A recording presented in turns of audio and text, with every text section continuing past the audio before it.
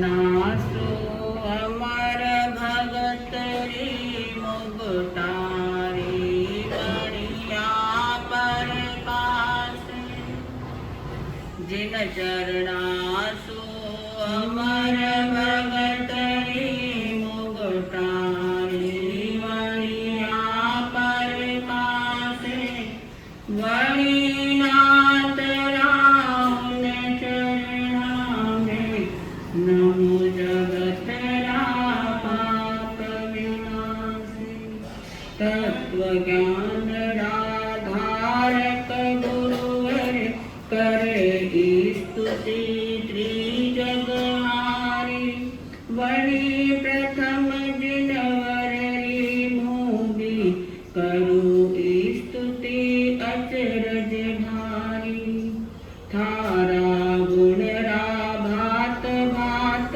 रा थारा गुण भात भात रा फूला सुगोथिया माला धारण करे इने जो कंठे वणे मुगतरी लक्ष्मी माला धारण करे इने जो कंठे वणे मुगतरी लक्ष्मी माला।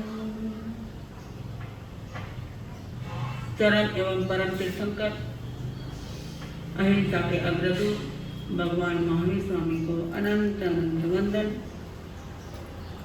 मेरा आस्था के आयाम लाखों करोड़ों के हृदय सम्राट समता सागर परम पूज्य आचार्य भगवान एवं परम पूज्य तपस्वी राजमाता के चरणों में कोटि से वंदन करने के पश्चात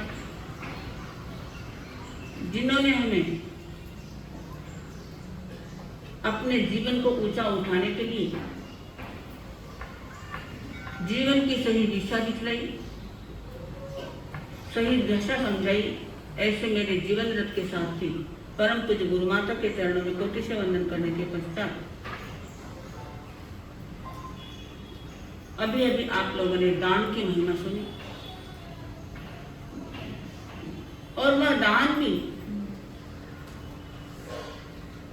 की भावना भी कब होगी जब आप लोग प्रवचन में आएंगे, सत्संग में आएंगे, तब कहीं उसकी महिमा सुनकर आप दान देंगे, दान की भावना आपकी बढ़ेगी। तो भगवान ने फरमाया है सवणे नाणे विन्नाने पचक खाने संजने अनन्नय तवे चेवो उदाने अक्रिया सिद्धि। इस गाथा को आपने सुना भी होगा, पढ़ा भी होगा। इस गाथा का मर्म बताते हुए भगवान ने फरमाया कि सत्संग से क्या क्या हमें प्राप्त होता है। हम सत्संग में आते हैं तो धर्म श्रवण हम करते हैं। धर्म श्रवण करने से हमारे जीवन में तत्व ज्ञान की प्राप्ति होती है। तत्व कितने हैं? तत्व दो, जगन्य दो है, मध्यम 7 है और उत्कृष्ट 9 तत्व है। जीव अजीव आदि जो 9 तत्व है, उन तत्वों के जानकारी हमें प्राप्त होती है। तत्व ज्ञान से हमारे जीवन में विज्ञान यानी विशेष ज्ञान की प्राप्ति होती है। विशेष ज्ञान की प्राप्ति जब होती है तो हमारे जीवन में हमें त्याग प्रत्याख्यान करने के भाव हमारे जीवन में आते हैं, मन में आते हैं। और प्रत्याख्यान के भाव आने से संसार से विरक्ति यानी संयम के भाव हमारे मन में आते हैं। संयम से अनाश्रव की वृत्ति, अनाश्रव की प्रवृत्ति हमारे मन में आती है और उसके द्वारा हम सम्यक तप करने की हमारी इच्छा होती है और ऐसा सम्यक तप करने के बाद कर्मों की निर्जरा होती है और जब आत्मा 8 ही कर्मों से मुक्त हो जाती है तो सिद्ध बुद्ध मुक्त बन जाती है। तो एक केवल सत्संग से हमारे जीवन में इतने उत्कृष्ट बातों की प्राप्ति होती है। केवल भजन कीर्तन करना, गीत गाना, इसका मतलब सत्संग नहीं है।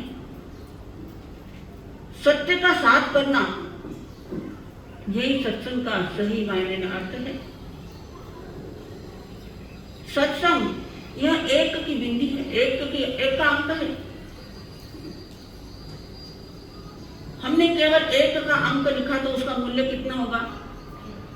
केवल एक का मूल्य जितना होगा उतना ही उसका मूल्य होगा। और उसके आगे हमने 1, 2, 3, 4 जितनी भी ज्यादा बिंदी लगाएंगे उसका मूल्य उतना ही बढ़ता जाएगा। और उसके आगे हमने बिंदी नहीं लगाई तो उसका मूल्य नहीं बढ़ेगा। ऐसे ही सत्संग यह एक का अंक है।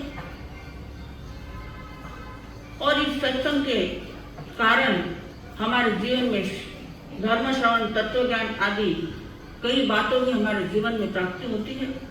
और तब कहीं जाकर हमारा यह जीवन ऊंचा उठ सकता है, हमारे जीवन का निर्माण हो सकता है। जब जीवन का निर्माण होगा तो एक दिन जीवन का निर्वाण भी होगा। तो जीवन का निर्माण करने के लिए सत्संग अत्यंत आवश्यक चीज है। हम देखते हैं रोज टीवी पे कई हम चैनल लगाते हैं, अलग अलग चैनल से अलग अलग बातें हम जानते हैं। कोई चैनल पर गाने आते, कोई चैनल पर पिक्चर आते, अलग अलग चैनल पर अलग अलग बातें हम देखते हैं। ऐसे ही परमात्मा का पद हमें अगर प्राप्त करना हो तो एक शक्तिशाली चैनल हमारे जीवन में होना चाहिए और वह है सत्संग। पंछी जब उड़ते हैं और उनके पंखों पर अगर धूल जम जाए तो वह उड़ने में असमर्थ होते हैं, उड़ने में उन्हें काफी दिक्कतें आती हैं। और वही धूल अगर वह झाड़ दे, वह धूल अगर निकल जाए तो उसको उड़ने में असमर्थता नहीं लगती है, वह उड़ने में समर्थ हो जाता है।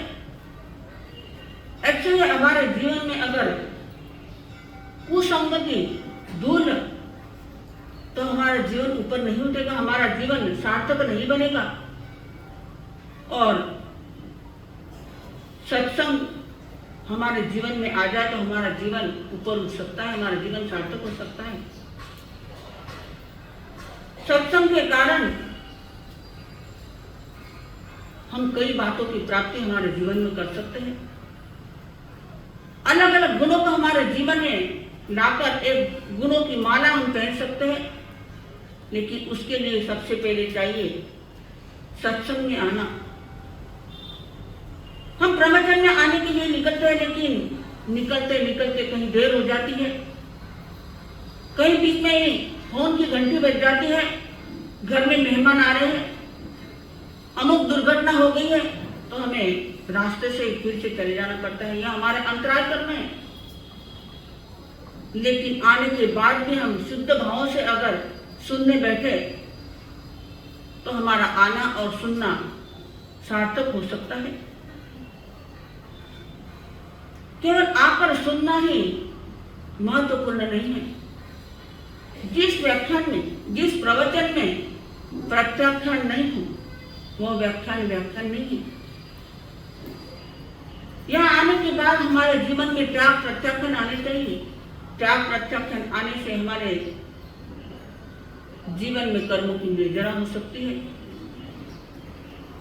और जैसे जैसे कर्मों की निर्जरा होगी हमारी आत्मा ऊर्ध्वगमन करेगी, हमारी आत्मा का उत्थान होगा। इसलिए सत्संग अत्यंत आवश्यक है। सत्संग उस दिन बनता है जिस दिन गुरु की महिमा प्रकट हो जाती है। गुरु की महिमा क्या है ये हम जान लेते हैं, उस दिन हमारा सही में सत्संग हो जाता है। गुरु का गुरुत्व, गुरु का गुरुत्वाकर्षण प्रकट हो जाता है। जिस दिन गुरु की करुणा साफ हो जाती है, उसी दिन सही मायने में सत्संग होता है। एक बार की बात है, कालू कसाई का बेटा, कौन है कालू कसाई का बेटा? सुलस। कालू कसाई का बेटा है सुलस। कालू कसाई, उनका धंधा था रोज 500 पाड़ों को मारना। उनका वो परंपरा से धंधा चला आ रहा था और परिवार वाले, बिरादरी वाले सोच रहे थे कि जो धंधा कालू कसाई कर रहा है वह उसका बेटा भी करना चाहिए। लेकिन सुलस जो है वह अभय कुमार की संगति में था। अभय कुमार के विचारों का प्रभाव सुलस पर पड़ता था। रोज दोनों का बैठना होता था, आपस में धर्म की चर्चा होती थी, अच्छे अच्छे विचारों के आदान प्रदान होते थे। उस अभय कुमार के विचारों का प्रभाव सुलस पर पड़ा, लेकिन सुलस के विचारों का प्रभाव अभय कुमार पर नहीं पड़ा। रोज की अच्छी अच्छी बातों से सुलस ने एक दिन संकल्प कर लिया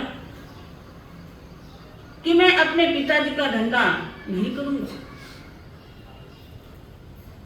कालू कसाई जो धंधा करता था वो करते करते एक दिन उसकी मौत हो गई और परिजन वालों ने, परिवार वालों ने, बिरादरी वालों ने सोचा ऐसा एक कार्यक्रम रखे जिससे सुलस अपने पुश्तैनी धंधे को जारी रखने के लिए तैयार हो जाए। और उन्होंने सबने मिलकर एक दिन एक भैंसे को अच्छा सजा कर जहां उस कार्यक्रम को रखा था वहां लाया। सुलस को भी वहां बुलाया और सुलस को कहा कि तुम्हें आज अपने पिताजी के पुश्तैनी धंधे को आगे चलाना है।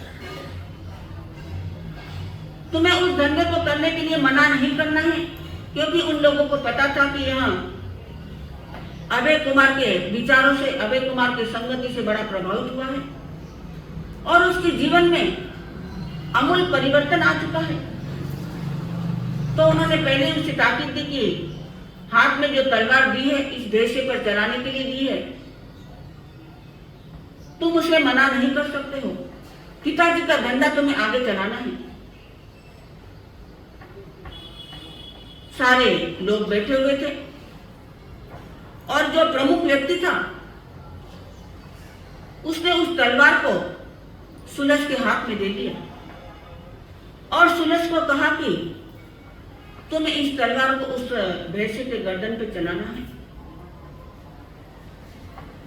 सुलस उस भैंसे को देख रहा था और भैंसा सुलस के पास देख रहा था, क्योंकि भैंसा जो था वो भी सनी किरण था। उसको भी समझ में आता था कि यह जो तलवार इसके हाथ में है मेरे गर्दन पर चलाने के लिए, मुझे मारने के लिए इसके हाथ में है। वह घबरा रहा था और वह जैसे मन ही मन प्रार्थना कर रहा था, उस सुलस को कह रहा था कि मुझे तुम मारो मत, जैसा तुम लोग जीना चाहते हो मैं भी जीना चाहता हूं, मुझे मरना नहीं है। मौत आने के बाद सभी मरते, लेकिन बिना मौत मुझे मरना नहीं है। मेरी गर्दन पर तलवार मत चलाओ। और सुलस भी जैसे उसके भाव समझ रहे थे, उसके हाथ में तलवार दे दी और कहा कि देरी मत करो, तलवार चलाओ। सुलस ने तलवार उठाई और तलवार चलाई, लेकिन कहां चलाई? अपने पांव पर चलाई। यह देखकर सारे बिरादरी वाले आश्चर्य में पड़ गए। उन्हें आश्चर्यचकित हुआ कि इसे भैंसे के गर्दन पर चलाने के लिए तलवार दी थी और अपने पांव पर इसने तलवार चलाई। जैसे ही उसने अपने पांव पर तलवार चलाई, सारे लोग भागने लगे, इधर उधर देखने लगे कि ये क्या हो गया। किसी ने दवा लाई, किसी ने पानी लाया, किसी ने पट्टी लाई उस जख्म पर बांधने के लिए। और लोगों ने उसे पूछा कि तुमने यह क्या किया? तब सुलस ने कहा कि तुम्हारा काम केवल मेरे हाथ में तलवार देकर उस तलवार चलाने के लिए कहना था। मैंने तलवार चला दी, मेरी इच्छा जहां चलाने की थी चला दी। मैं अपने पिता के धंधे को आगे चलाना नहीं चाहता हूं। यह वैसा भी जीना चाहता हूं जिस तरह तुम लोग जीना चाहते हो। मैं भी जीना चाहता हूं, यह वैसा भी उसी तरह जीना चाहता है। इसलिए मैंने उसके गर्दन पर तलवार नहीं चलाई। और काफी समझाने के बाद भी सुलस ने उन लोगों की बात नहीं मानी। कहने का तात्पर्य है कि सुलस ने उस अभय कुमार की संगति की थी और अभय कुमार की संगति के कारण आज उसने इतना बड़ा निर्णय लिया कि मैं अपने पिता के धंधे को नहीं चलाऊंगा। जहां उसका कार्य हिंसक था वह अहिंसक बन गया, अहिंसा का पुजारी वह बन गया और अपने जीवन में एक संगति के कारण इतना अमूल परिवर्तन उसने लाया। कवि ने भी कहा है,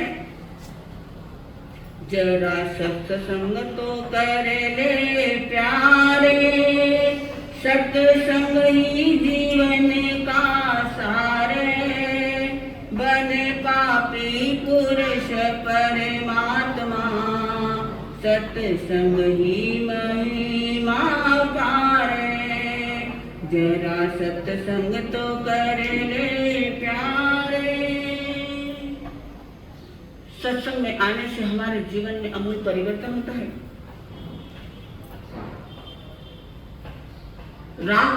राख जो होती है, जिसे हम भस्मी कहते हैं, वो भगवान के चरणों में होती है, तो उसे हम कहाँ लगाते हैं? सर पे लगाते हैं, माथे पर लगाते हैं। और बाकी जो राख होती है उससे क्या करते हैं? बर्तन मांजते हैं। तो उस जिस राख ने भगवान के चरणों की संगति की वह माथे पर चढ़ी और बाकी राख बर्तन मांजने के काम आई है। तो सत्संग का कितना बड़ा महत्व है। सत्संग से जीवन में आनंद आता है, सत्संग से जीवन महकता है। सत्संग से क्या नहीं होता दोस्तों? सत्संग से पापी जीवन में, पतित जीवन में परमात्मा बन जाता है। हमारा अतीत कैसा भी हो, अतीत में हमने कितनी भी भूल की हो, कितने भी पाप किए हो, लेकिन उन पापों का हमने प्रायश्चित किया, पश्चाताप किया और वर्तमान में अच्छी संगत से हमारे जीवन को हम पावन बना सकते हैं। एक व्यक्ति रास्ते से जा रहा था, चलते चलते अचानक बेहोश हो गया और गिर गया। और वहां के लोगों ने देखा, आसपास के लोगों ने देखा कि यह बेहोश हो चुका है। और उसी जगह कुछ इत्र की दुकानें थी। वहां से एक व्यक्ति आया और उसको पता था कि बेहोश आदमी को अगर इत्र सुंघाया, फूल सुंघाया तो वह होश में आ जाता है, उसकी बेहोशी दूर हो जाती है। उसने अपने दुकान से इत्र की बोतल लाई और उस व्यक्ति के नाक के पास ले गया। उस इत्र की सुगंध सूंघकर वो और ज्यादा तड़पने लगा, मछली की तरह तड़पने लगा। सारे लोग देख रहे कि इसको इत्र की सुगंध आने के बाद भी मछली की तरह तड़प रहा है। थोड़ी देर बाद एक उसी भीड़ में से एक व्यक्ति आया और उसने कहा कि मैं इसका दोस्त हूं, इसकी बेहोशी कैसे दूर होगी मुझे पता है। पास में ही उस मछुआरे की, वो मछुआरा था, उसकी टोकरी पड़ी हुई थी और उस टोकरी में एक कपड़ा पड़ा था। उस व्यक्ति ने वहां उस टोकरी से कपड़ा लाया और उस बेहोश व्यक्ति के नाक के सामने ले गया। उसकी सुगंध से वहां होश में आ चुका, उसकी बेहोशी दूर हो गई। सब सोच रहे थे कि इत्र की सुगंध से इसको होश नहीं आया और ऐसे गंदे कपड़े की बात से इसका होश उड़ गया। तब उस व्यक्ति ने कहा कि इसने सारी जिंदगी केवल इस मछली की सुगंध जानी है, दूसरी सुगंध उसके जीवन में नहीं है, इसलिए इत्र की सुगंध से उसकी बेहोशी नहीं उड़ी और इस गंदे कपड़े से उसकी बेहोशी उड़ी है। तो हमें उस गंदे की कपड़े की तरह कुसंग हमें नहीं करना है, क्योंकि उसने हमेशा मछली का धंधा किया और उसी कारण उसकी बेहोशी उड़ी है। हमें ऐसे कुसंग में नहीं आना है। जब हम अच्छी संगत करेंगे, अच्छे साहित्य पढ़ेंगे, संतों के समागम में रहेंगे, तो हमारे जीवन को ऊंचा उठने में देर नहीं लगेगी। और जीवन को अगर ऊंचा उठाना है तो प्रवचन में आना है, धर्म श्रवण करना है और बाकी अन्य बातों को हमें प्राप्त करना है। मिट्टी जब पवन की संगति करती है तो आकाश में उड़ती है, और वही मिट्टी अगर नीचे पानी में गिर जाए तो वह कीचड़ बन जाती है। हमें कीचड़ नहीं बनना है, हमें आकाश में उड़ने वाली वह हवा बनना है, ताकि हमारा जीवन सार्थक हो सकता है। पानी हम देखते हैं, पानी जिसमें जैसा हम मिलाएंगे पानी को उस पर वह बन जाता है। कागज पर पानी गिर जाए तो वह कागज क्या होता है, गल जाता है, फट जाता है। धूल पर गिरे तो कीचड़ बन जाता है। स्वच्छ कांच पर अगर गिर जाए तो वह कांच धुंधला बन जाता है। चिकने फर्श पर गिरे तो आदमी फिसल जाता है। और वही पानी अगर चांदी के सिक्कों पर गिरे तो उस पर कोई असर नहीं होता है, न तो वह धुंधला होता है, न गंदा होता है, न वह टूटता है। ऐसे ही अच्छी संगत से, अच्छे साहित्य पढ़ने से, गुरुजनों की संगत करने से हमारा जीवन भी एक अच्छे चांदी की सिक्कों की तरह बन जाता है। अगर जीवन को चांदी का सिक्का बनाना है तो कहना होगा, संकल्प हो हमारा